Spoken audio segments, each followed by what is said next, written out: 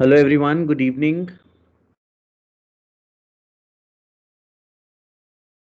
Good Good evening, sir. evening, sir. So what is the Good strength of evening, the sir. Are we good to start or shall we wait?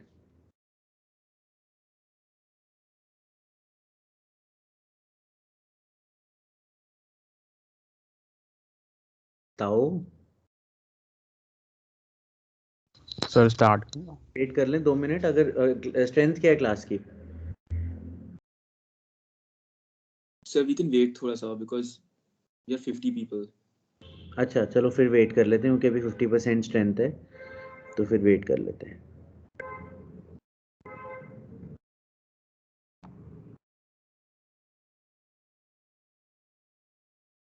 Sir आपने वो data check किया मैंने आपको जो भेजा था? नहीं बेटा मुझे टाइम नहीं मिला देखने का, मैं अभी देख लेता हूँ। तो डेटा का जो आपने भेजा था मेथोडोलॉजी तूने चेक करी क्योंकि लास्ट टाइम डिस्कस कर रहे थे ना that there is no clarity कि अभी तूने करना क्या है। सर उसमें लिखा ही नहीं हुआ, मैंने पढ़ के देखा, उसमें सिर्फ ये बताया हुआ है कि स्टेट कौन सी सिलेक्ट करी है और किस बेसिस पे सिलेक्ट की है, बस और कुछ नहीं है। तो आप पर्टिकुलर पेपर पढ़ रहे हो आदित्य, जिस पेपर के ऊपर आपको आइडिया आया होगा कि मुझे ये काम करना चाहिए, यस तो सर, वो पेपर भेजोगे जरा मुझे। भेज दिया सर, व्हाट्सएप पे भेज दिया। व्हाट्सएप क्यों करते हो तुम? फोन की मेमोरी भरूं मैं अपने? अच्छा रुक जा देखने दे। एक बार व्हाट्सएप पे हाई लिखियो, तेरी चैट ऊपर आ जाएगी। Yes sir. हाँ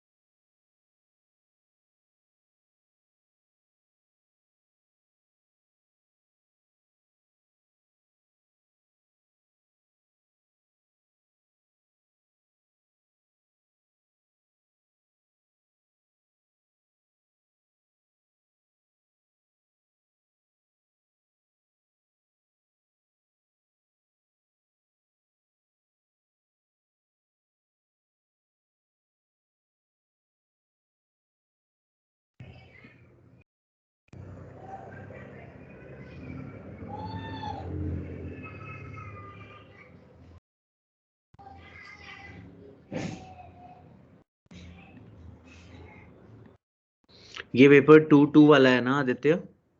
yes sir.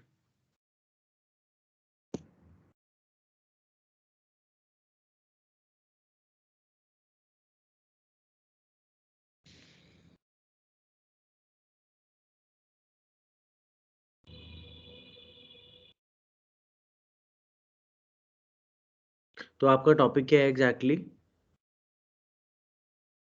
Sir accessibility to the health care infrastructure in India, availability and accessibility पूरा।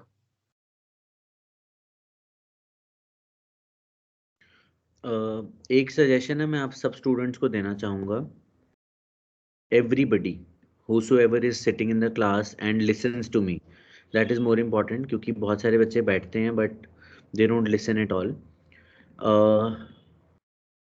आप लोग जो भी पेपर उठाएं, it should be of a reputed journal, क्योंकि जर्नल बहुत हैं, बहुत सारी हैं, फेक भी हैं, पेड जर्नल्स भी हैं, और ऐसी जर्नल्स भी हैं जो तुमने बिल्कुल बेकार लिखा है, कुछ रिसर्च नहीं करी, सिर्फ रीफ्रेम करा है, तो भी वो तुम्हारा पेपर छाप देंगे। समझ आई बात? तो इस बात का ध्यान रखना कि जो भी आप papers low, they should be of top most journals. Top most भी नहीं तो एटलीस्ट स्कोपस इंडेक्स जर्नल्स होनी चाहिए। स्कोपस इंडेक्स समझते हो? एक तो एबीडीसी कैटेगरी होती है और एक स्कोपस इंडेक्स जर्नल्स होती हैं, जो कि जर्नल सारी अच्छी जर्नल्स ही स्कोपस इंडेक्स्ड होती हैं। तो अगर आप जर्नल कोई पेपर को आप ब्लाइंडली फॉलो करना चाहते हो कि भाई ये पेपर मेरी रिसर्च के लिए जो है गाइडिंग फोर्स बनेगा, तो उस पेपर को आपने क्या करना है, उस पेपर को चेक करना है कि ये पेपर कितना ऑथेंटिक है, ये जर्नल कितनी अच्छी है। तो अब अगर आपने कोई बेकार काम को अगर अपना बेस बना लिया, तो उसने भी कुछ नहीं किया तो तुमने भी कुछ नहीं किया, है ना? तो इस बात का ध्यान रखना कि पेपर्स को ठीक से देखो, ये भी बड़ी इंपॉर्टेंट चीज़ है। और दूसरी कि लास्ट 5 ईयर्स 7 ईयर्स या 10 ईयर्स के पीछे के पेपर्स मत लेना, क्योंकि अगर कोई पेपर बहुत पुराना लिखा गया है वो आज की डेट में रेलिवेंट नहीं है। तो ये दो बातों का प्लीज़ ध्यान रखना जब भी आप रिसर्च पेपर या टॉपिक चूज करते हो। अब तो खैर the damage is already been done by most of you, कि आप ऑलरेडी टॉपिक्स भी डिसाइड कर चुके हो, ऑलरेडी सब कुछ कर चुके हो, but please get this thing very very clear.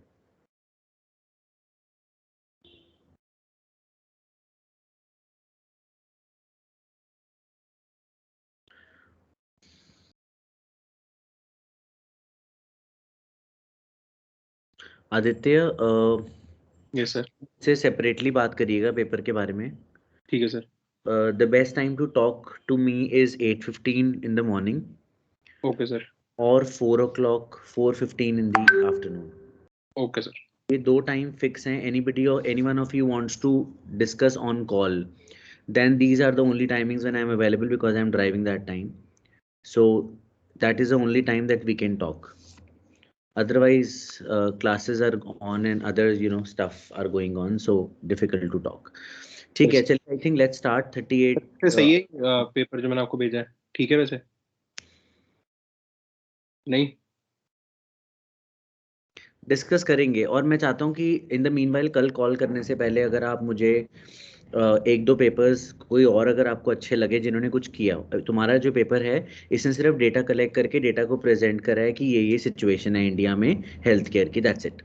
But इसने कोई ऐसा मॉडल नहीं लगाया, इसने कोई स्टैटिस्टिकल टेस्ट नहीं लगाया, इसने कोई स्टैटिस्टिकल टूल नहीं लगाया।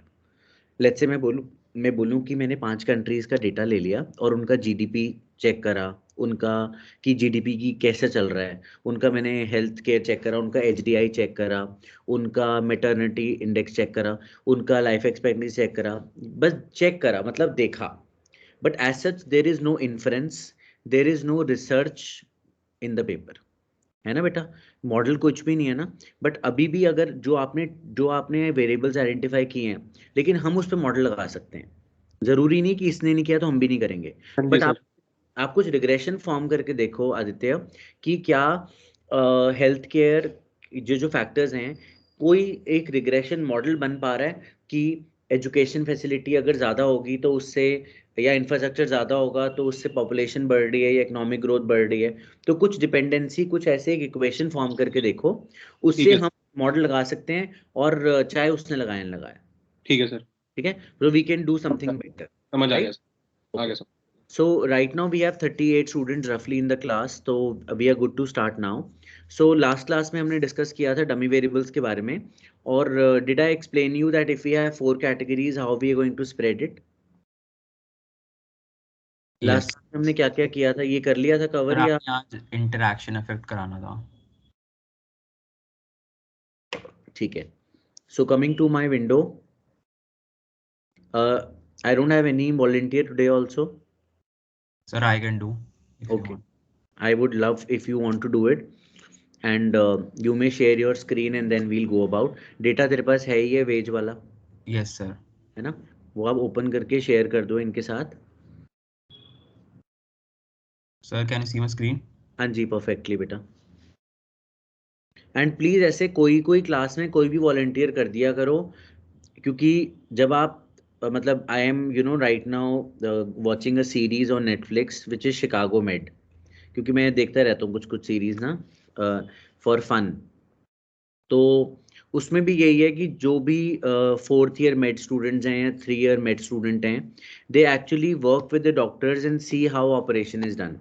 उनके जो लैब में अगर वो कोई टॉय के साथ ऑपरेशन कर रहे हैं, उससे इतना कुछ सीखेंगे नहीं जितना वो सीखेंगे जब वो एक्चुअल ऑपरेशन करेंगे, कि एक्चुअली में ब्लड देख के आपकी हालत खराब हो रही है या पेशेंट के जो बीपी है वो ड्रॉप कर रहा है, तो आप कैसा रिएक्ट करोगे, है ना। ये सब चीज़ें एक्चुअली में वो अपने सामने देखते हैं तो चीज़ें वर्क करती हैं। सो मेक श्योर कि आप अपने आप उसको ट्राई करें। क्लास में अगर ट्राई करेंगे तो इससे अच्छी बात कुछ नहीं हो सकती, but you should all try. So I would appreciate initiative by मोहक। सो मोहक, इसके अंदर बेटा जो हमारी पहले वाली बेसिक रिग्रेशन इक्वेशन थी वो तो हमें याद है, वो हम अभी भी याद करवा लेंगे, because Paritosh and other students are there who can help us in you know telling us the model. But बेटा सबसे पहले हम इंटरेक्शन इफेक्ट सीख लेते हैं कि इंटरेक्शन कैसे दिखाएंगे। ठीक है, इंटरेक्शन को दिखाने के लिए अब आप देखो कि फीमेल हो और मैरिड हो, कोई वेरिएबल ऐसा है जो ये बताए कि फीमेल भी है और मैरिड भी है, उसका इम्पैक्ट कैसा है वेजेस के ऊपर।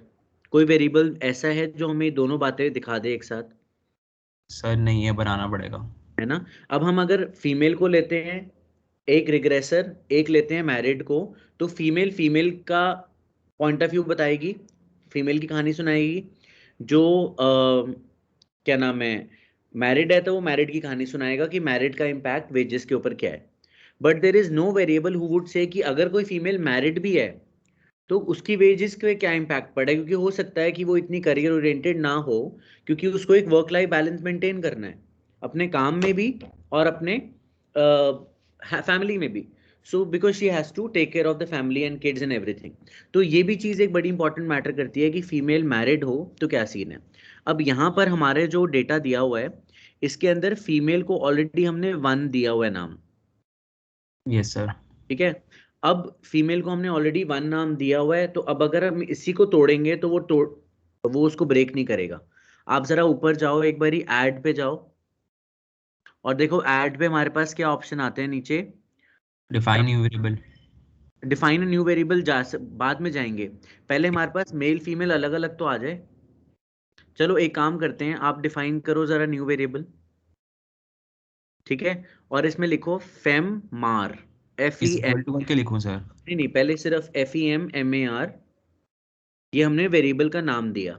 FEMMAR equals to, now write down female पूरा मल्टीप्लाइड मेल मल्टीप्लाइड मैरिड।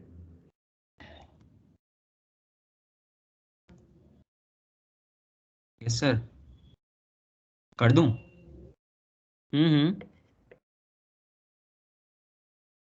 नीचे आ जा, एक नया वेरिएबल बन गया फेमआर। सर इसमें ये नहीं लिखा इज इक्वल टू 1 कब लेगा, 0 कब लेगा? इसमें जरूरत नहीं है ना। अच्छा, अगर हाँ दोनों अगर 1 होंगे तभी आएगा वो, एग्जैक्टली मतलब 0 हो जाएगा। ठीक है, वो खोल के देख, डबल क्लिक कर देख। अच्छा ये जिसमें 1 है वो मतलब फीमेल भी है और मैरिड भी है। एग्जैक्टली और जहां पर 0 1 है इसका मतलब वहां पे कोई एक क्राइटेरिया हमारा मीट नहीं कर रहा। ठीक है, इसको बंद कर दो तो हमारा नया वेरिएबल तो क्रिएट हो गया। दिस इज कॉल्ड इंटरेक्शन और डमी वेरिएबल, क्योंकि हमारा फीमेल भी है, मैरिड भी है। अब ऐसा हो सकता है कि आपकी क्लास की जो गर्ल्स हैं वो हमसे लड़ें कि भाई ये थोड़ी है कि फीमेल को ही सारी रिस्पॉन्सिबिलिटी है घर की, वो जो एक जेंडर इक्वालिटी, वुमेन एम्पावरमेंट की पूरी वो जंग शुरू हो जाती है। तो अब हमारी क्लास की लड़कियां कह रही हैं कि भैया लड़कों को भी इंक्लूड करो, क्यों, लड़के मैरिड हैं, मुझे उसका इम्पैक्ट भी देखना है। So let's say Anshuta says that I want to see the impact of male and married. अब क्या करें भाई? सर वो कैसे करेंगे, उसमें तो 0 हो जाएगा। नहीं, 0 नहीं हो जाएगा। अब उसमें तो तुमने फीमेल को मान लिया है ना, मेल को 0 लिया है।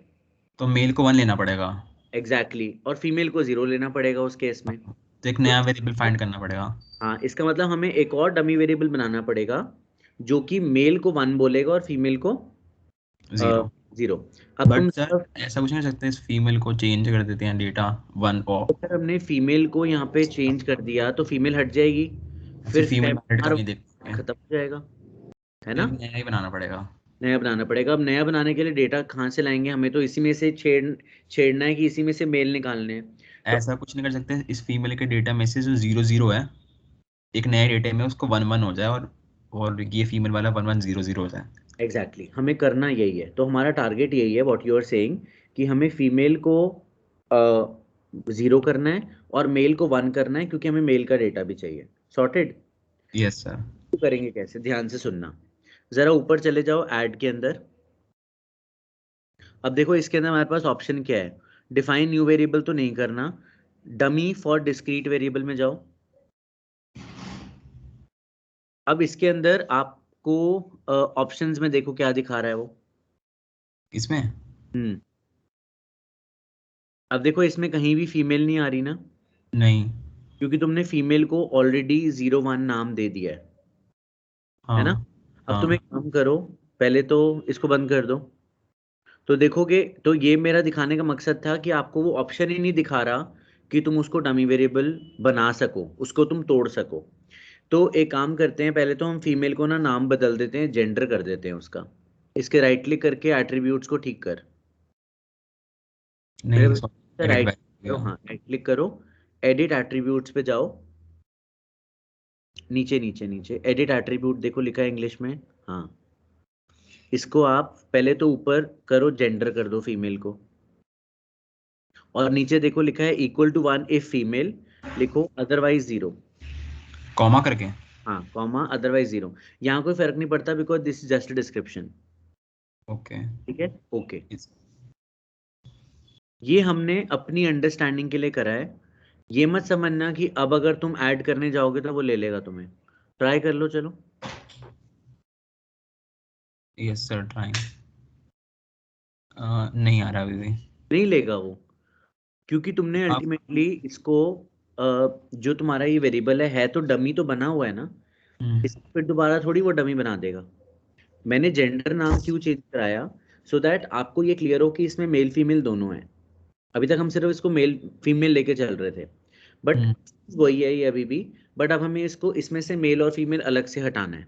ठीक है, अब जरा ऐड पर वापस जाओ एक बारी।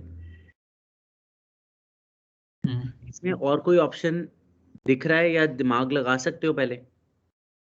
सर इंडेक्स वेरिएबल क्या होता है? इंडेक्स वेरिएबल का यहाँ पे काम नहीं है, क्योंकि वो जब हम इंस्ट्रूमेंटल, मतलब वो बिल्कुल ही डिफरेंट टेक्निक है, तो उसको अभी छोड़ दो। और ये भी जितना भी डिसेबल्ड है ना, ये सारा टाइम सीरीज और पैनल डेटा में यूज होता है, इसलिए डिसेबल्ड है। तो अभी मेरे ख्याल से हमें एक नया वेरिएबल डिफाइन करना पड़ेगा, है तो। लेकिन अभी तुमने डिफाइन करा था तो उसमें लिखोगे क्या, कहाँ से लाओगे डेटा, या कहाँ से लाओगे वेरिएबल? वो कहेगा भाई वेरिएबल के नाम बता दो, मैं बना दूंगा तुम्हें डेटा।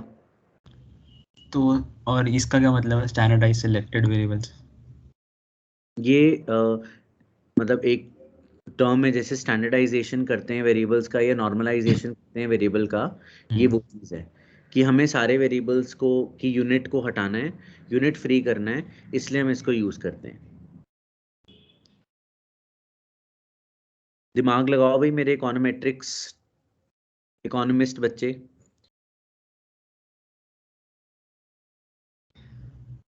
इसका डमी बना देंगे फिर। बेटा डमी बनाने के लिए वही तो बात है ना, डमी बनाने के लिए हमारे पास वो वेरिएबल का डमी बन तो सके। वो वेरिएबल का डमी बन ही नहीं रहा, क्योंकि वो वेरिएबल ऑलरेडी डमी वेरिएबल है, तो उसको ब्रेक उसको से फिर करें। खोलियो एक बार।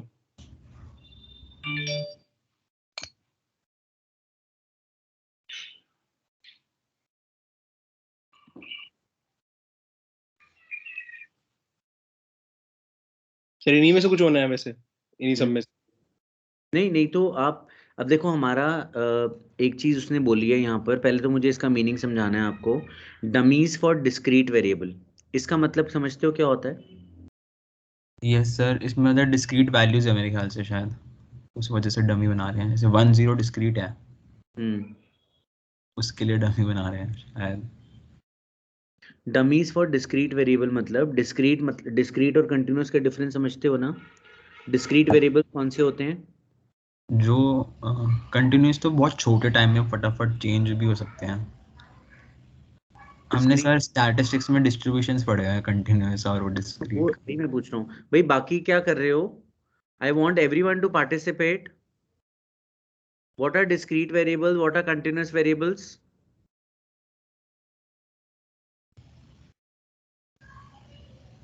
सर सीरीज डिफरेंट होती है सर उसमें डेटा की फिर। ये सर डिस्क्रीट में एट अ पॉइंट, जैसे कि मतलब कैसे समझाऊं, कंटिन्यूअस में हम फ्लो चेंज हो सकता है ग्राफ का, ऐसा कुछ। और दोनों का पीडीएफ भी डिफरेंट होगा सर।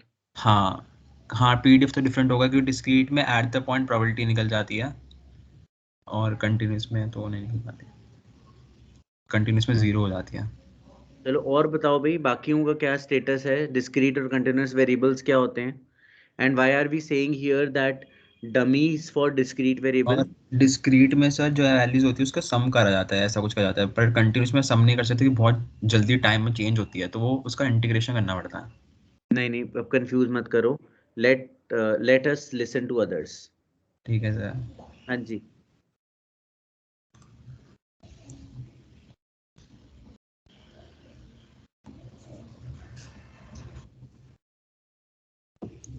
भाई देखो 37 स्टूडेंट्स हैं क्लास में, एक्सक्लूडिंग मी, और and I can not expect कि किसी को डिस्क्रीट कंटिन्यूअस का मीनिंग नहीं पता। So I am very eager to hear what you guys mean by discrete and continuous variables. Sir, from my understanding, discrete variables are those which can be accounted for, like countable variables, I think. While continuous are the ones which are like uncountable, like there are many, so you can't really account for all of them in a model. But I could be wrong. Or Sir, for just simple understanding, discrete variables are finite amount of time. okay. And ma'am, sir, a continuous variable are not finite. So continuous variable are variables which can take any value at any interval, whereas discrete cannot take. Sir, Like add up of the. Sir, another way of differentiating is through the way that they're obtained. Maybe like discrete can be, since they're finite, they can be counted. Continuous could be estimated. मुझे अब आप लोग जितने ने भी answers दिए हैं, एक बार आप मुझे एक एग्जांपल कोई भी कोट करें कि डिस्क्रीट और कंटिन्यूअस का। ध्रुव, विधि, आप दोनों मुझे एक एग्जांपल दो, एक कोई दोनों में से दे, डिस्क्रीट का या कंटिन्यूअस का। So can I give of discrete, sir? हाँ Dhruv, any one of them. Let Dhruv and Vidhi answer one. So sir, number of sale made in a week can be discrete variable because that is not fixed. That can be anything. That can be low, that can be high. Whereas the depth of something, for example, let's say that we have to drill to get an oil. So that is fixed. So that will be continuous variable.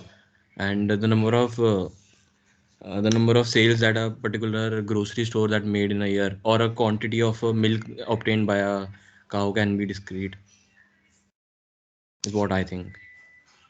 Sir, can I give one? So may I try, sir? ये इसका मैंने responsibility खाली ध्रुव और विधि को दी है। हाँ जी विधि, आप बताओ बेटा। Sir, in layman terms, just example देना विधि, क्योंकि एग्जाम्पल्स हम ऑलरेडी बड़े सारे ले चुके हैं, मतलब डेफिनेशंस हम ऑलरेडी बहुत सारी ले चुके हैं बेटा. okay, sir.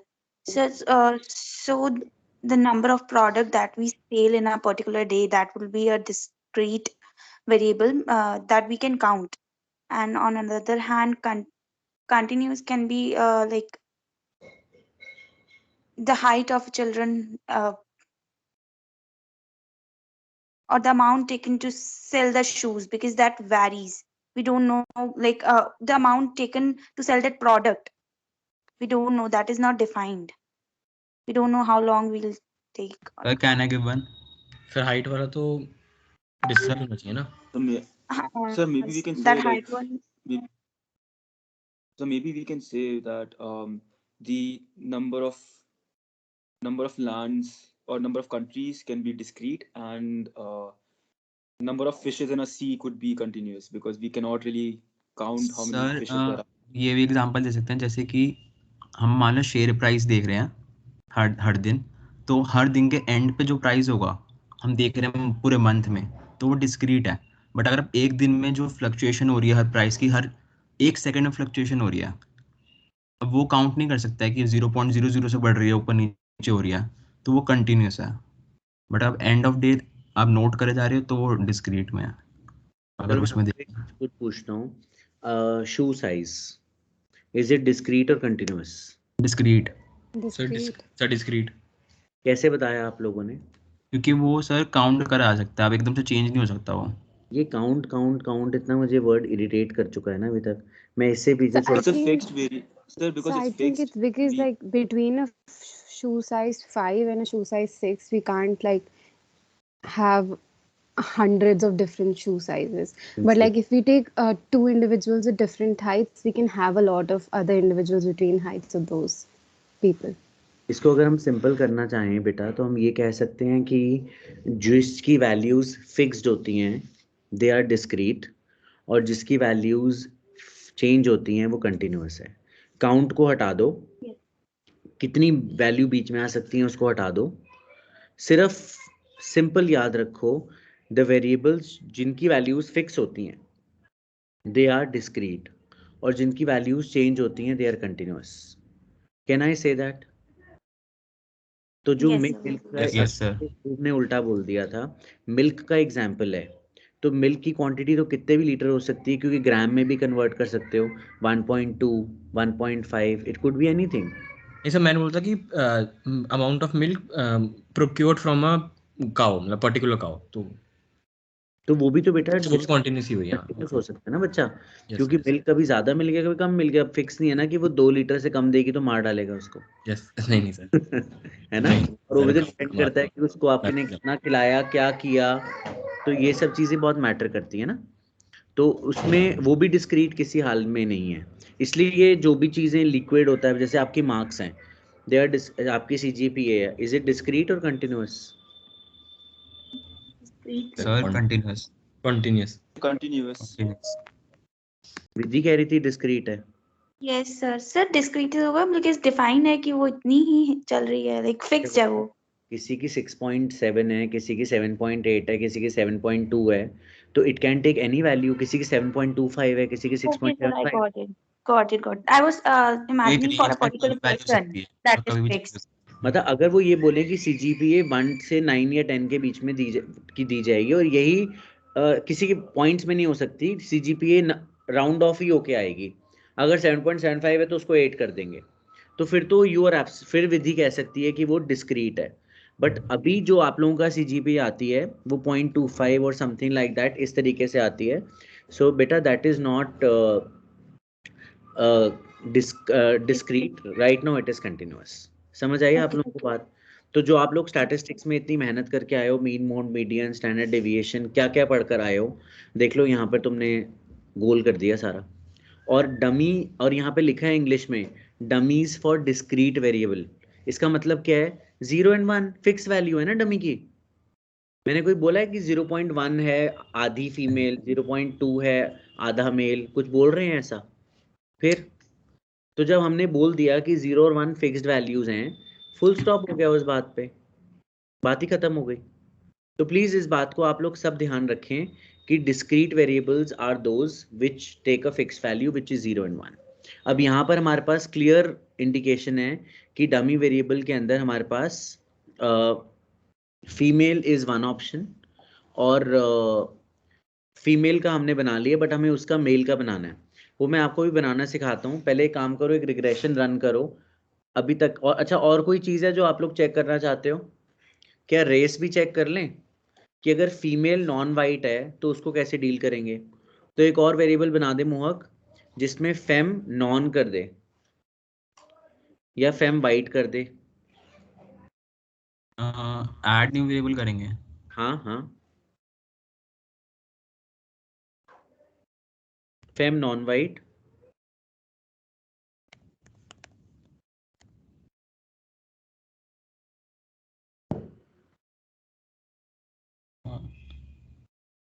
Non white.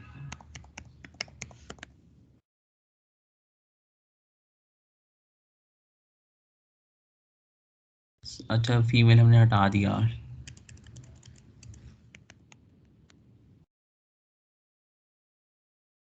मैंने जेंडर मल्टीप्लाई कर दिया सर। हाँ ठीक है, क्योंकि वो फीमेल को लेगा ही नहीं, क्योंकि female female no longer existing in the data. Log को ले लो, लॉग वेज। हाँ, वेज लॉग वेज लेने हैं। वही help Mohak in taking the variables. Vidhi, Dhruv, Paritosh, help करो बेटा वेरिएबल्स लेने में। सर मैंने एक चीज पढ़ी थी हम्म, कि जब भी हम इंटरैक्शन इफेक्ट लेते हैं तो अब हमें इंडिविजुअल इफेक्ट साथ लेना होता है, तो ये जरूरी होता है? हाँ हाँ हाँ। तो मतलब मुझे फीमेल वीमेल सब लेना पड़ेगा? फीमेल अपनी अभी ना तुम देखोगे कि फीमेल अपनी कहानी बताएगी, और कई बार क्या होता है कोई वेरिएबल अकेला इनसिग्निफिकेंट होता है लेकिन किसी और के साथ इंटरेक्शन करने से सिग्निफिकेंट हो जाता है। इसलिए मैंने जानबूझकर आपको नॉन वाइट वगैरह डलवाया है। तो जरा विधि, ध्रुव और पारितोष प्लीज हेल्प करो। सर एक चीज पूछनी है। हाँ मतलब सर, अगर हम लोगों ने जो अलग वेरिएबल बनाए हैं जो दो के मल्टीप्लिकेशन से आ रहे हैं, दो के इंटरेक्शन से आ रहे हैं, तो इंडिविजुअली इंडिविजुअली उनको इंक्लूड करना पड़ेगा मॉडल में? Yes yes yes yes, female भी लेना है, नॉन वाइट भी लेना है, इंटरेक्शन भी। सर ओके कर दूं? हाँ, ये अपने क्लासमेट से पूछो कुछ मिस तो नहीं हो रहा इसके अंदर, और इसमें सारा कुछ तो छोड़ के बैठा है तू। अच्छा, वो सब भी लेना है क्या? ये और education? Education, experience, tenure, experience square, वो सब थोड़ी छोड़ देंगे बच्चे। वो तो ऑलरेडी हम चेक कर चुके हैं कि वो सारे वेरिएबल्स हमारे काम के हैं। लास्ट क्लास में हमने वहीं तो छोड़ा था सारा मॉडल बढ़िया बना के।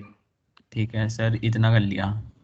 ये ले लो। ये स्क्वायर लिया था हमने शायद, टेन्योर का। टेन्योर नहीं लिया था। प्लीज हेल्प मोहक, कौन सा वेरिएबल वो डालने मोहक अपने हिसाब से डालो, और बाकी कोई मिस कर रहा है तो please help him out. Paritosh मेरे और ख्याल से टेन्योर का हमने स्क्वायर लिया था। नहीं था। टेन्योर हटा दूं, स्क्वायर ले लूं? नहीं, यही था, टेन्योर ही था। यही था। चल ठीक है, रन कर रहा हूँ। Vidhi and Anshuta were not there in the last class. So I was there. तो बेटा हेल्प करो ना उसकी। अभी उसने एजुकेशन और टेन्योर को लिया है, ये एक्सपीरियंस और टेन्योर को लिया है। Gender Is insignificant. he taken enough variables? Is he sir missing? Number of dependent miss कर दिया शायद मैंने। चलो उसको छोड़ दो, कोई बात नहीं, नंबर ऑफ डिपेंडेंट नहीं भी लिए तो। But student tell me, has he missed any variable?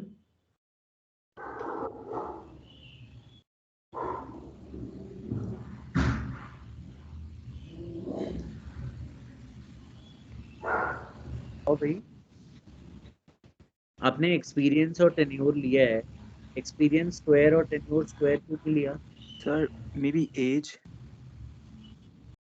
As का वैसे अभी तक हमने यूज नहीं किया था, बट आप लेने को ले सकते हो if it is given in the data. Age sir है नहीं, कहाँ है? हाँ नहीं है ना, तो उसको छोड़ दो फिर। इसमें पहले मोहक एक्सपीरियंस और एक्सपीरियंस स्क्वायर भी डालो। मैं वही सोच रहा था, मैं वही कह रहा था। टेन्योर स्क्वायर भी डालो। और इंटरेक्शन जो आपने करा है उसमें इंटरेक्शन तो डाल, ये दोनों डाल दी ना इंटरेक्शन? हाँ हाँ इंटरेक्शन। हाँ, इंटरैक्शन डाल दिया था। ठीक है, स्क्वायर डालूंगा। हाँ फिर हम एनालिसिस करते हैं। ये दो चीज़ें और डाल, और फिर हम एनालिसिस करते हैं इसका। अच्छा तो डली है, बाकी सब डालना है नीचे कॉलम। नीचे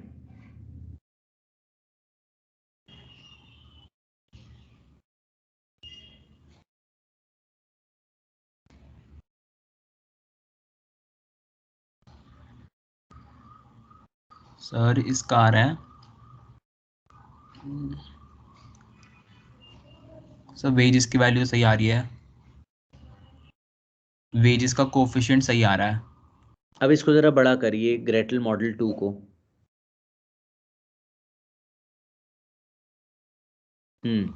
अब इसमें देखो जरा, जेंडर हमारा सिग्निफिकेंट है, मतलब फीमेल ही बता रहा है वो कि फीमेल इज सिग्निफिकेंट, कोफिशिएंट भी हमारा ठीक है। मैरिड भी देखो, फीमेल कहाँ सिग्निफिकेंट है, इनसिग्निफिकेंट आ रही है ना। इसमें इनसिग्निफिकेंट आ रही है, बट वैसे हमारे मॉडल के अंदर तो हाँ तब आ रही थी। आनी तो चाहिए सिग्निफिकेंट। चलो अब देखो, पहले अभी तक फीमेल सिग्निफिकेंट आ रही थी, बट अब वो इनसिग्निफिकेंट हो गई है ना। एक ये पॉइंट ऑफ ऑब्जर्वेशन हमने नोट कर लिया। अब मैरिड सिग्निफिकेंट है, ठीक है। Non white is not significant, yes sir. ठीक है। लेकिन आप देखो, अगर फीमेल नॉन सिग्निफिकेंट नहीं है तो फेम वाइट सिग्निफिकेंट नहीं है। नोट किया, फेम नॉन वाइट भी सिग्निफिकेंट नहीं आ रहा, यस दिख सर। रहा है। यस हाँ सर। जी। और देखो एक बात देखो, अगर जेंडर सिग्निफिकेंट नहीं है लेकिन फेम मार मैरिड आ रहा है, सिग्निफिकेंट है का वो। मतलब, फीमेल मैरिड आ रहा मतलब फीमेल जो मैरिड है उसका इम्पैक्ट है वेजेस के ऊपर, यस सर। है ना। है। तो अब अच्छा तो इसका मतलब यहाँ से ये भी कंक्लूजन निकाल सकते हैं, फीमेल अनमैरिड है उसका ज्यादा इम्पैक्ट नहीं है, तभी उसमें इनसिग्निफिकेंट आ रहा है फीमेल वो नहीं पूछ सकते, क्योंकि जो जेंडर वाला पार्ट है उसमें तो मैरिड और अनमैरिड दोनों है ना, तो वो तो ओवरऑल फीमेल की बात कर रहा है, तो आप उसको अनमैरिड कैसे बोल सकते हो। Yes sir. सर इसमें तो वाइट और नॉन वाइट का भी फिर सिग्निफिकेंस नहीं है, क्योंकि वो दोनों इनसिग्निफिकेंट है। हाँ, तो नॉन वाइट को हम अपने मॉडल में से हटा सकते हैं, इसका यस। मतलब रेस का कोई इम्पैक्ट नहीं है वेजेस के ऊपर। Yes sir. We are happy that there is no racial discrimination in the model, ठीक है। Yes sir. और आप तो इसमें अभी तक दो चीजें हैं जो इंटरेक्शन, जो हमारा आज का टॉपिक है उसके बेसिस पे, इंटरेक्शन जो अगर खुद इनसिग्निफिकेंट है वो इंटरेक्शन के साथ सिग्निफिकेंट रिजल्ट दे सकता है, पहली बात। नोट करा आपने ये चीज, जो कि जेंडर के केस में है। और ऐसा भी हो सकता है कि वो इनसिग्निफिकेंट है खुद, और उसका जो इंटरेक्शन है वो भी इनसिग्निफिकेंट है, जो कि नॉन वाइट के केस में आ रहा है। इसका मतलब है कि नॉन वाइट को तो मॉडल के अंदर डालना ही नहीं है। अगर आप डाल भी लेते हो मॉडल के अंदर तब भी उसका कोई फायदा नहीं होगा, you are unnecessarily wasting your degrees of freedom, ठीक है। सर उसको हटा के देखो आर स्क्वायर कितना आ रहा अब है। उसको हटा दे, और आर स्क्वायर मत देखना, फिर एडजस्टेड आर स्क्वायर देखना। अब इस मॉडल को रहने दे, बंद मत करियो, टेक दी अदर मॉडल, और उसमें इनको हटाकर या तो नंबर ऑफ डिपेंडेंट भी डाल सकते हैं, but number of dependent doesn't look that interesting. We can check कि नॉर्थ सेंट्रल और ईस्ट वेस्ट का भी इम्पैक्ट हो सकता है ना। अब जैसे दिल्ली में सैलरीज कंपैरेटिवली ज़्यादा है, या गुड़गांव में ज़्यादा है एज कम्पेयर टू कोई झारखंड या इटावा में रहता है, उसकी सैलरी के हिसाब से कम होगी। तो देखो R square is absolutely same after removing it. इसका कोई रीजन बता सकता है कि एडजस्टेड आर स्क्वायर में कोई चेंज क्यों नहीं आया। सर क्योंकि वो इनसिग्निफिकेंट वैल्यू थी, तो इसका मतलब, और इसको इंटरप्रेट करें, इसका मतलब, वेरी गुड पॉइंट, ठीक है कि वो इनसिग्निफिकेंट थी, बट आर स्क्वायर में क्यों चेंज नहीं आया। क्योंकि एडजस्टेड आर स्क्वायर भी नहीं आया सर। हाँ, एडजस्टेड आर की होता है ना कि अगर आपको कोई एक वेरिएबल डालो उसके अंदर तो वो पॉजिटिव चेंज आएगा, तभी आर स्क्वायर में आता है। ठीक है, लेकिन आपका पॉइंट है कि एडजस्टेड आर स्क्वायर, चलो डिस्कस करते हैं। एडजस्टेड आर स्क्वायर या में चेंज क्यों नहीं आया, क्योंकि उस वेरिएबल की एक्सप्लेनेटरी पावर कुछ भी नहीं थी पहले, यस सर। तभी तो वो इनसिग्निफिकेंट था। सिग्निफिकेंट इनसिग्निफिकेंट का मतलब क्या होता है, उसका मतलब ही यही होता है कि there is no explanatory power of the variable. तो जब पावर, एक्सप्लेनेटरी पावर है ही नहीं, तो वो आर स्क्वायर के अंदर कंट्रीब्यूट नहीं कर रहा, और वो आर स्क्वायर के अंदर अगर कंट्रीब्यूट नहीं कर रहा तो उसको हटा भी दिया तब भी आर स्क्वायर में कोई चेंज नहीं आएगा। बात समझ आई, क्योंकि वो वेरिएबल का कोई कंट्रीब्यूशन है ही नहीं।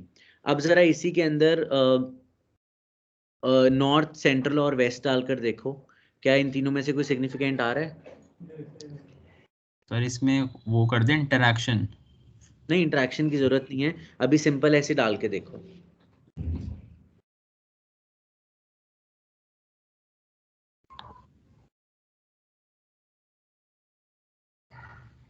नॉर्थ, साउथ और वेस्ट डालना बस। 3 लोकेशन है ना हमारे पास इसके अंदर। हाँ जी। हाँ, तीनों लोकेशन का ट्राई करके देखो। नॉर्थ, सेंट्रल और वेस्ट की नहीं आ रही है, साउथ की आ रही है, तो मतलब साउथ का ज़्यादा इम्पैक्ट है वेजेस पे। अब वो देखो पॉजिटिव है नेगेटिव है, कि मतलब साउथ के लोगों की वेज ज्यादा है कंपैरेटिवली या कम है?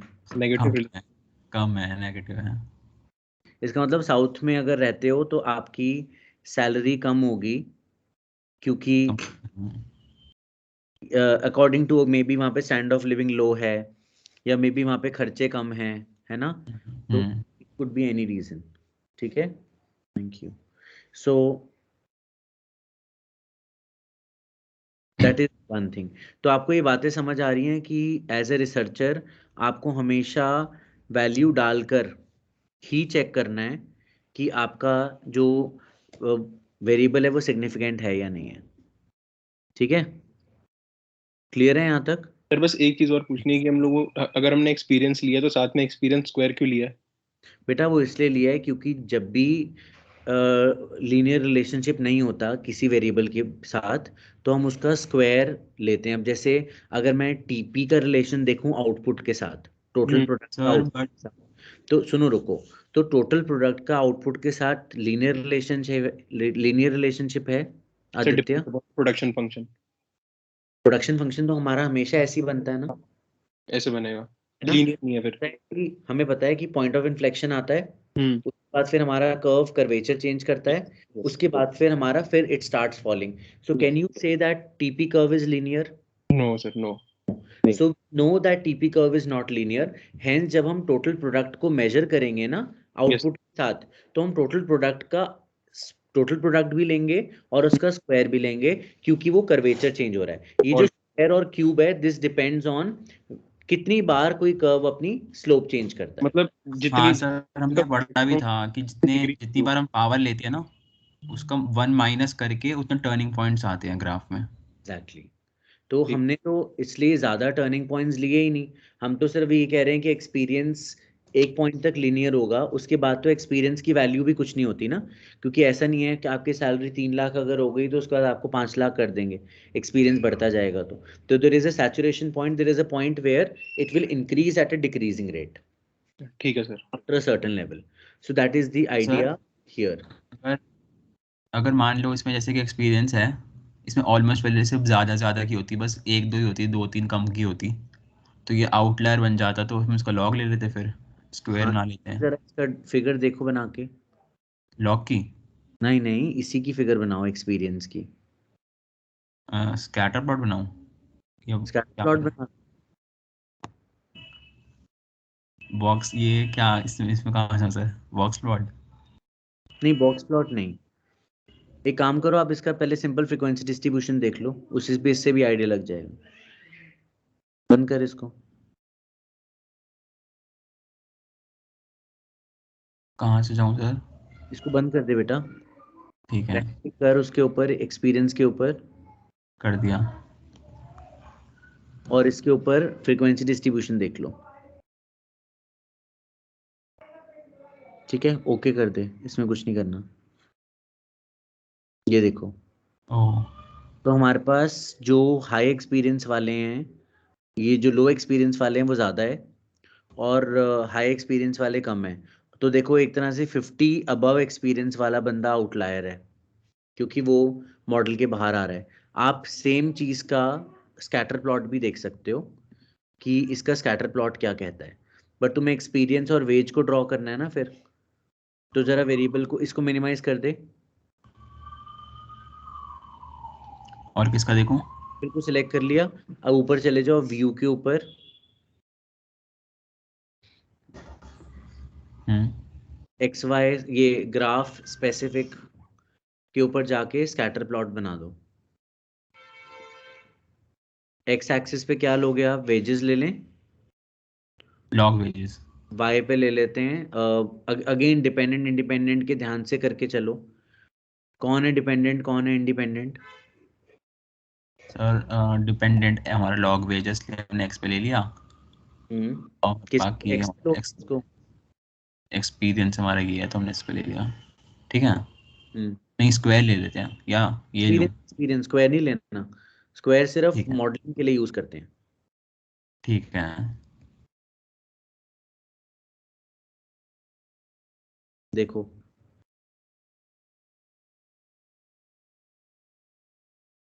अब देखो, ये तुम्हारा जो आया है ये लॉग लेने के बाद एक जगह क्लस्टर्ड आया है। अब जरा बिना लॉग के लेना, खाली वेजेस लेना मोहक, जिसको और हाँ मिनिमाइज। सर, यहाँ पे ज़्यादा आ रहा है, मतलब यहाँ पे कम आ रही है क्योंकि हमने ज़्यादा में कम है, ज़्यादा एक्सपीरियंस वाले में लॉग कम। लिया है, उससे क्या हुआ है कि सारे एक जगह आउटलायर्स का इम्पैक्ट खत्म हो चुका है। अब जरा खाली वेजेस का देखो और दोनों को कंपेयर करो कि लॉग लेने की कितनी इंपॉर्टेंस है।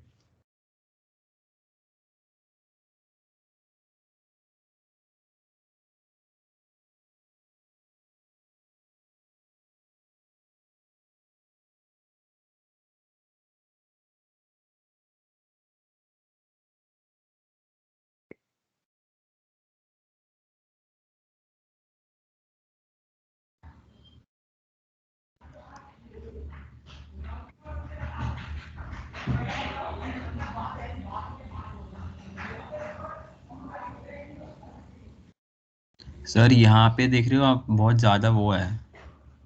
अब आप डिफरेंस देख लो दोनों में, यहाँ पर आउटलायर्स देखो कितने सारे हैं। बहुत, हाँ यहाँ पे थोड़ा सा बंधा हुआ है।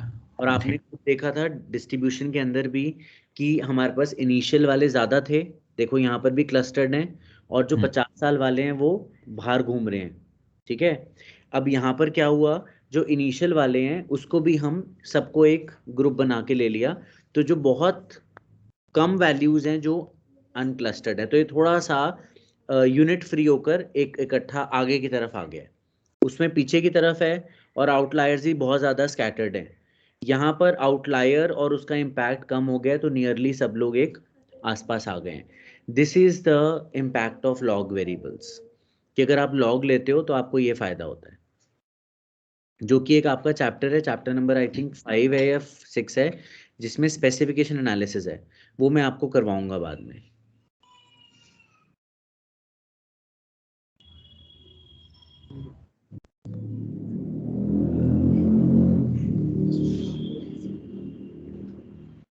ठीक है, तो लॉग वाली चीज क्लियर हो गई है नहीं? Yes sir. और तो इसलिए एक्सपीरियंस स्क्वायर हमने लिया है, और एक्सपीरियंस स्क्वायर क्योंकि लीनियर रिलेशनशिप नहीं है, और तो उस रिलेशनशिप को डिफाइन करने के लिए वी हैव डन दिस। ठीक है, anyone has any doubt till now, please ask.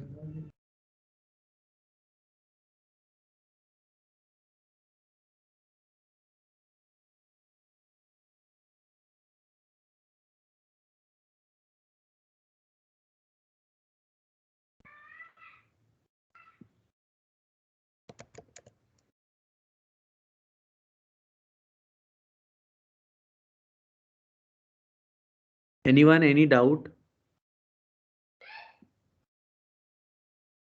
और बेटा प्रैक्टिस से जितना आप इसको स्ट्रॉन्ग कर सकते हो, कोई भी चीज़ नहीं है जो इसको इतना स्ट्रॉन्ग कर सकती है unless you don't practice it. So practice से आपकी जो स्ट्रेंथ बनेगी वो, it is that can not be matched.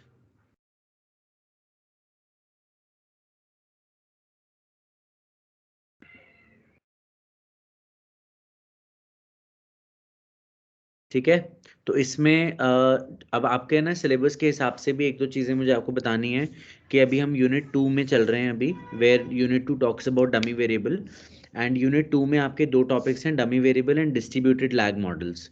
जो डिस्ट्रीब्यूटेड लैग मॉडल है वो एक्चुअली में टाइम सीरीज डेटा या पैनल डेटा में यूज होता है, जो कि हम अभी नहीं पढ़ेंगे क्योंकि वो सारा का सारा हमारा कंटिन्यूटी को ख़राब कर देगा, क्योंकि अभी हम लोग रिग्रेशन मॉडल्स पढ़ रहे हैं, तो अभी हम रिग्रेशन मॉडल पे कंसंट्रेट करेंगे।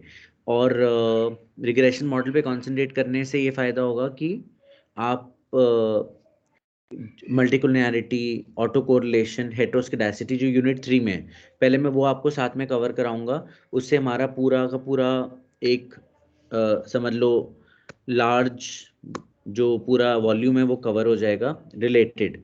देन पैनल और टाइम सीरीज को जो हम डिस्कशन कर भी रहे थे, तो उसके बारे में हम डिस्कस करेंगे कि कैसे करके हम इसमें पैनल डेटा और टाइम सीरीज डेटा के अंदर डिस्ट्रीब्यूटेड लैग कर सकते हैं। तो वो आपका डेटा यूज़ करके हम उसको करेंगे। तो अभी आपका सिर्फ नेक्स्ट क्लास में जो हमारा टारगेट होगा वो मल्टीकोलिनियरिटी होगा, ऑटो कोरिलेशन होगा और हेटेरोस्केडासिटी होगा। We'll work on that now. But इसमें एक चीज़ है जो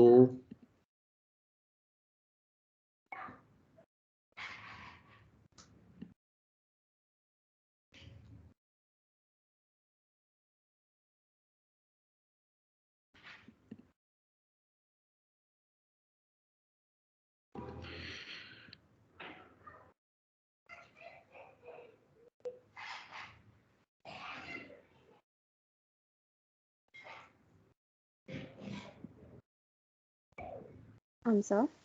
हाँ जी बेटा, How will you ask these questions like in the exam? Very question. Exam में क्या होगा, आपके पास रिसर्च आउटपुट आएगा और आपको उसको एनालाइज करना है, उस मॉडल को कैसे बेटर कर सकते हैं आपको वो बताना है, और उस मॉडल में अगर लॉग लिया है तो क्यों लिया है, और उस मॉडल के अंदर क्या क्या और टेस्ट लग सकते हैं जिससे वो मॉडल की वैलिडिटी चेक हो सकती है। तो पेपर में आप प्रिपेयर्ड रहें कि यहाँ पर जो आप लोग बहुत सारे स्टूडेंट सिर्फ बैठ कर अटेंडेंस के लिए क्लास लेते हैं, उनको बड़ा हार्ड टाइम फेस करना पड़ेगा एग्ज़ाम में। And to be very honest that I am not a very you know I am not a person who would leniently check the papers. अगर और बहुत बच्चों की बैक भी आती है, क्योंकि मैंने स्टैटिस्टिक्स भी पढ़ाई है बच्चों को, आपके जूनियर्स को, आपके जितने भी सीनियर्स गए हैं, तो मैथ्स पढ़ाई है, स्टैट जो भी मैंने पढ़ाया है बच्चों को, और अच्छे खासे बच्चे फेल भी किए हैं, और फिर then they have to sit for re exam next year. तो थोड़ा इस चीज़ का ध्यान रखें, इसलिए मैं बार बार क्लास में बोलता रहता हूँ कि प्रैक्टिकली प्रैक्टिस करो, उसको पढ़ो, उसको समझो, क्योंकि जब तक आप लोग प्रैक्टिकली करोगे नहीं, टेस्ट नहीं करोगे, आप एग्ज़ाम में बड़ा हार्ड टाइम फेस होगा। तो ये सब मैं आपको ऐसे रिसर्च आउटपुट उठाकर दे दूंगा और बोलूँगा इसका लीनियर रिग्रेशन मॉडल बनाओ, इसको किस किस का लॉग लेना चाहिए, इस मॉडल को कैसे कैसे इम्प्रूव कर सकते हैं, किसका स्क्वायर होगा, किसका क्यूब होगा, वो तुम्हें बताना है मुझे। तो ये सारी चीज़ें जो हैं वो आपको ही दिमाग लगानी है एग्ज़ाम में। तो जिसने मेरी क्लासेस ध्यान से सुनी है वो तो फटाफट आंसर कर देगा, बट जिसने नहीं सुनी है या जो सिर्फ ऑन करके बैठ गए हैं क्लास को, वो नहीं कर पाएंगे पेपर। और उसमें कोई स्कोप भी नहीं है ऐसे चीटिंग का, क्योंकि आई रियली विश कि आपके एग्ज़ाम्स ऑफलाइन ही होंगे, क्योंकि तब तक तो हम लोग इस ओमिक्रॉन से बाहर आ चुके होंगे। सो I know that I teach really well with hard work and dedication. So same thing I prefer that my students should also work hard with me, और जो मैं नॉलेज दे रहा हूँ मैं उसको प्रैक्टिकली अप्लाई करवाऊँ। तो आप लोग ज़रा सारा पढ़ना शुरू कर दें, और इसको चैप्टर इस पर्टिकुलर सब्जेक्ट को अगर ये प्रैक्टिकल है तो प्रैक्टिकल लेकर चलें, इसमें थ्योरी कंटेंट ना ऐड करें। तो there will be not even a single theory question in the exam. मैं आपसे बिल्कुल भी नहीं पूछूंगा कि what is heteroscedasticity, what are dummy variables, how would you do this and that. बिल्कुल भी थ्योरी क्वेश्चंस नहीं आएंगे, इसके लिए आप प्रिपेयर्ड रहें। तो बुक आप लोग जो भी रेफर करना चाहते हो, I have already told you the book also, but थोड़ा सा इस चीज़ पर स्ट्रिक्ट हो जाओ कि हमें प्रैक्टिकल ही करना है और प्रैक्टिकल ही आपसे पूछा जाएगा, ठीक है। So we'll continue in the next class, and I prefer कि आप लोग इतना प्रैक्टिस करें, और नेक्स्ट क्लास में हम लोग स्टार्ट करेंगे मल्टीकोलिनियरिटी, ठीक है। और इसी एग्जाम्पल से मल्टीकोलिनियरिटी स्टार्ट करूंगा, तो उसमें हम मेल को ऐड करके फिर मल्टीकोलिनियरिटी करेंगे, ठीक है। थैंक यू मोहक for your voluntary help, and I hope that by doing thank it you you have sir. Learn. Sir मैं कह रहा था हमने ये भी चीज़ देख, लॉग लेने से ना रेजिडुअल्स में भी स्क्यूनेस कम हो रही है। हाँ हाँ, वो तो अल्टीमेटली हमारा काम ही है कि हमें रेसिडुअल्स को ठीक से बिहेव करवाना है. And this is very good that you have seen कि रेसिडुअल्स का भी बिहेवियर ठीक हो गया. That's good. क्या आप लोग प्रैक्टिस करें. We'll meet in the next class and we'll discuss on Friday. ठीक है. टेक केयर बेटा. Thank you sir. Take care. Thank you.